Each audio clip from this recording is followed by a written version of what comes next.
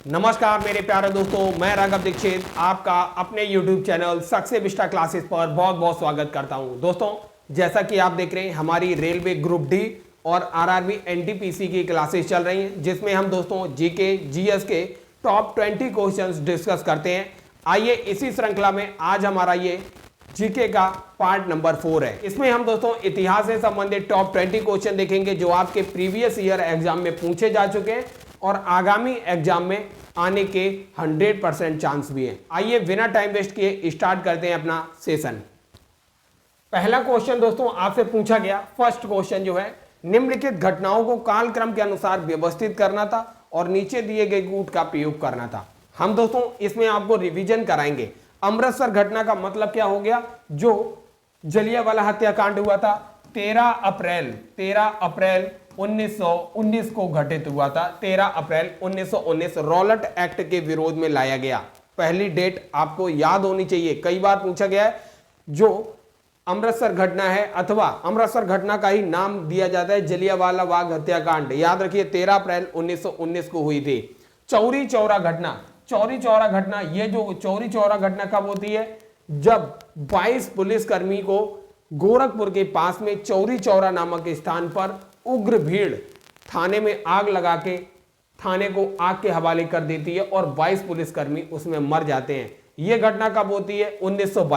1922 को यह घटना घटित होती है। बिल्कुल, ये आपको याद होना चाहिए। चंपारण आंदोलन कब शुरू होता है? आपको पता होना चाहिए। चंपारण सत्याग्रह था ये 1917 में शुरू हुआ था। चंपारण महात्मा गांधी का पहला सत्याग्रह था ये।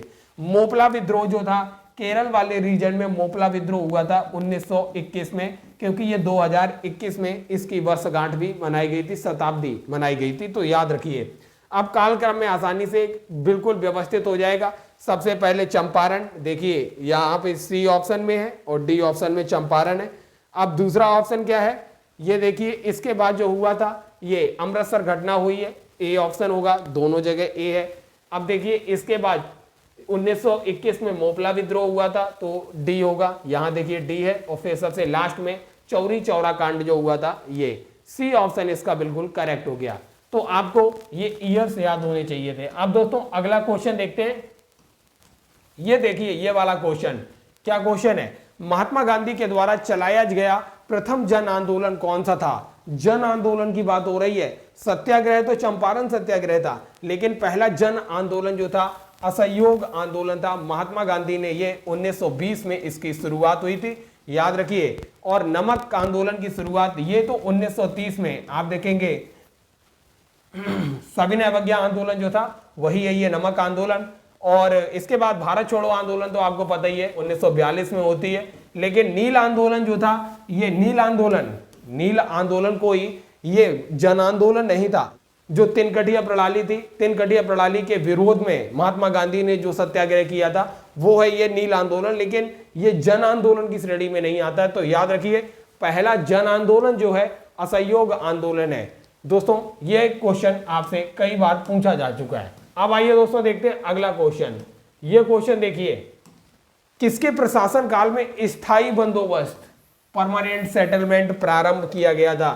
दोस्तों आपको पता होना चाहिए वॉरेन हेस्टिंग जो था ये 1773 ईस्वी में बंगाल का गवर्नर बन के आता है। इसके बाद लॉर्ड कार्नवालिस, ये कार्नवालिस जो है ये 1793 ईस्वी में, आप देखेंगे 91-93 में लॉर्ड कार्नवालिस जो है बंगाल का गवर्नर बन के आता है। फिर और लॉर्ड वेले जली जो है ये 1799 वगैरह 1799 में है लॉर्ड वेले जली, आप याद रखिए। अगर दोस्तों स्थायी बंदोबस्त की अगर आपको वर्ष याद है 1793 ईस्वी में स्थायी बंदोबस्त की शुरुआत हुई थी।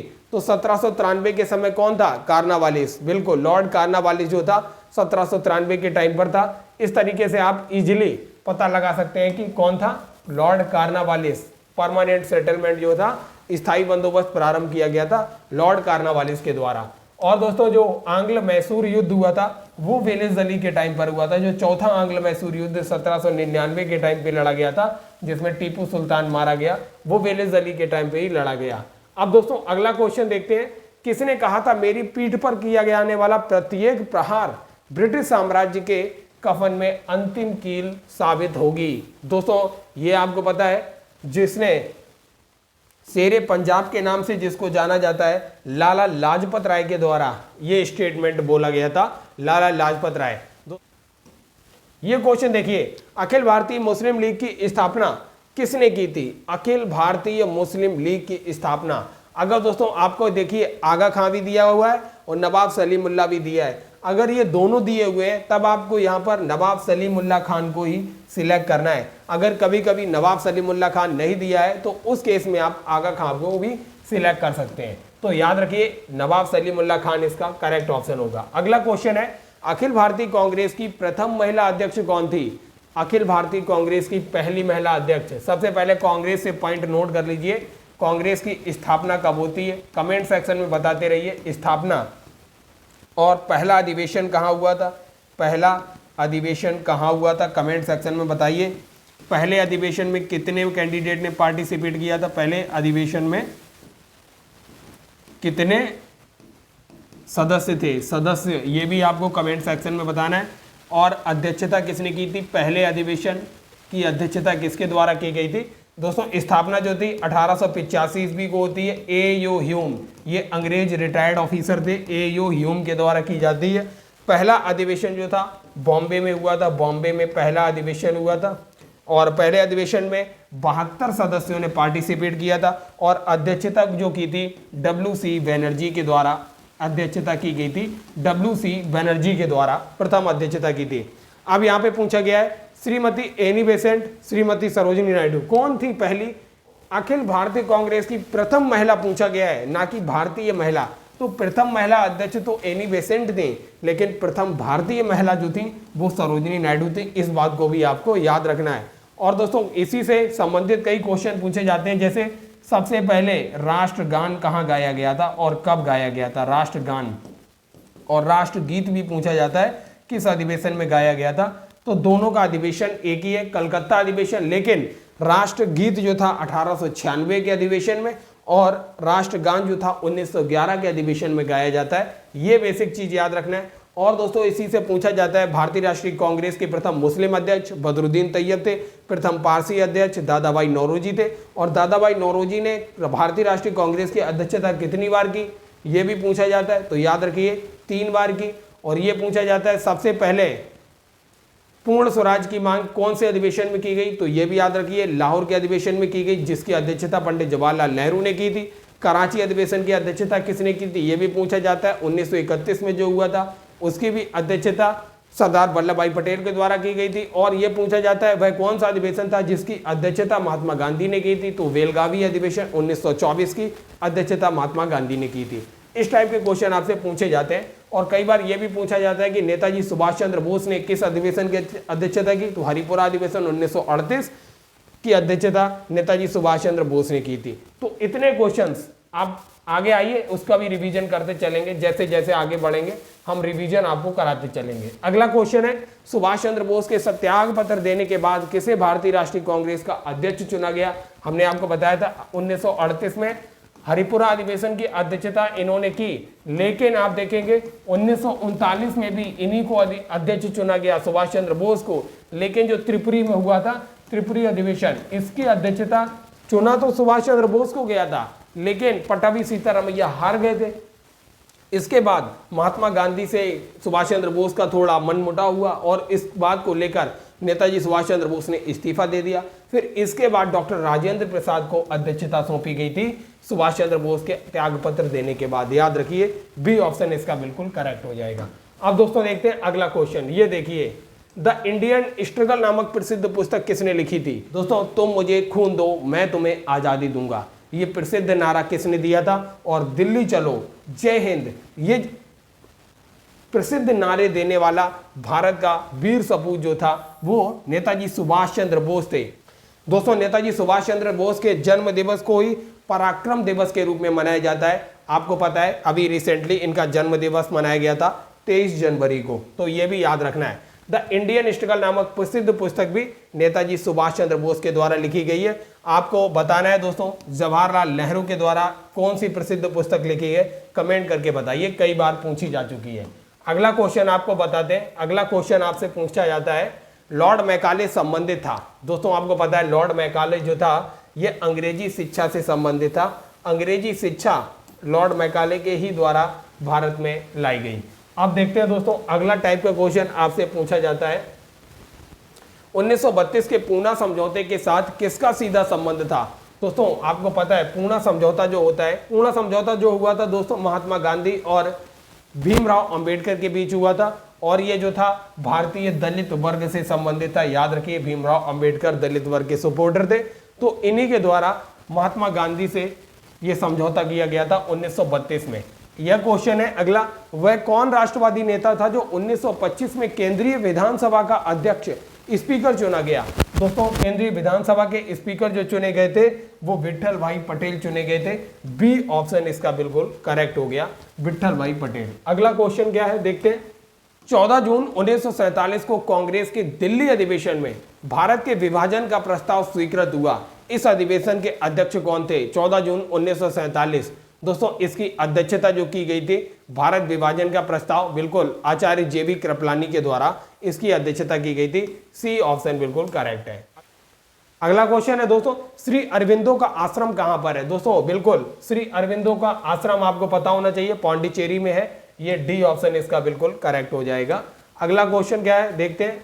अगला क्वेश्चन है दोस्तों गदर पार्टी की स्थापना हुई थी। बिल्कुल गदर पार्टी की स्थापना संयुक्त राज्य अमेरिका के सैन फ्रांसिस्को में हुई थी। 1913 में लाला हरदयाल के द्वारा इसकी स्थापना की गई थी। अगला क्वेश्चन है दोस्तों निम्नलिखित में से भारतीय राष्ट्रीय कांग्रेस के किस अधिवेशन में महात्मा गांधी ने कहा था गांधी मर सकता है परंतु गांधीवाद बना रहेगा। तो कराची अधिवेशन 1931। डी ऑप्शन बिल्कुल करेक्ट है। अगला क्वेश्चन है जिया तरंग आंदोलन का प्रारंभ हुआ था। दोस्तों जिया तरंग आंदोलन का प्रारंभ बिल्कुल इसका ऑप्शन ए करेक्ट हो जाएगा, नागालैंड में हुआ था जिया तरंग आंदोलन का शुभारंभ। अगला क्वेश्चन है निम्नलिखित को कालक्रम के अनुसार व्यवस्थित कीजिए और सही उत्तर का चयन कीजिए। असहयोग आंदोलन, सविनय अवज्ञा आंदोलन, खिलाफत आंदोलन, भारत छोड़ो आंदोलन।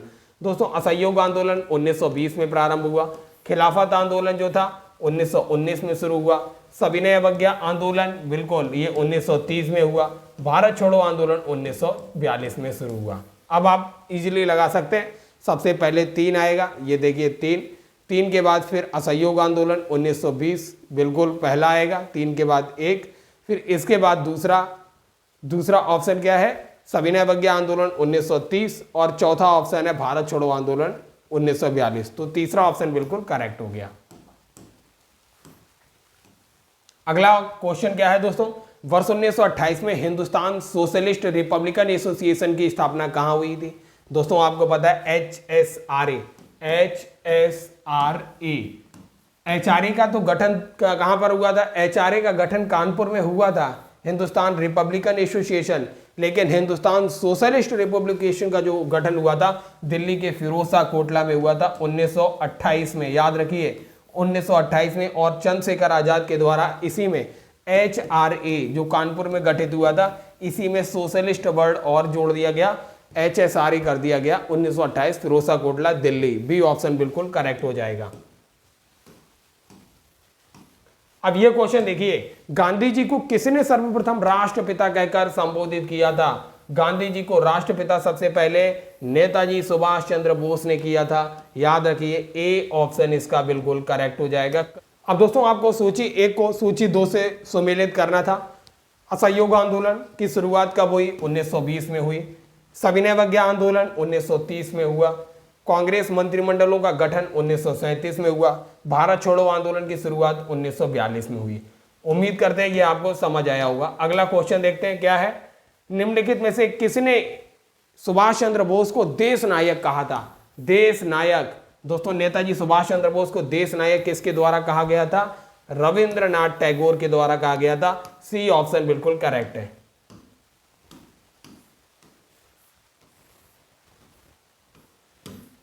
अब दोस्तों आज का सेशन का अंतिम क्वेश्चन है, निम्नलिखित में से किसने भारतीय राष्ट्रीय कांग्रेस के उस अधिवेशन की अध्यक्षता की थी जिसमें पूर्ण स्वराज का प्रस्ताव पारित हुआ था। पूर्ण स्वराज हमने आपको बताया था 1929 ईस्वी का लाहौर अधिवेशन, इसकी अध्यक्षता पीटी नेहरू के द्वारा की गई थी। पीटी नेहरू के द्वारा, याद रखिए बी ऑप्शन इसका बिल्कुल करेक्ट है, पंडित जवाहरलाल नेहरू। दोस्तों ये थे टॉप 20 क्वेश्चन, इसमें हमने बहुत सारे क्वेश्चंस और भी देखे। तो दोस्तों रिवीजन मोड आपका कैसा लग रहा है ये आपको, और ज़्यादा से ज़्यादा अपने ग्रुप डी और आरआरबी एनटीपीसी के जो दोस्त हैं उन तक ये वीडियो पहुंचाइए। सक्सेस विस्टा क्लासेस की हेल्प करते रहिए और इसको सब्सक्राइब भी करते रहिए। दोस्तों आपका सक्सेस विस्टा क्लासेस से जुड़ने के लिए बहुत बहुत धन्यवाद।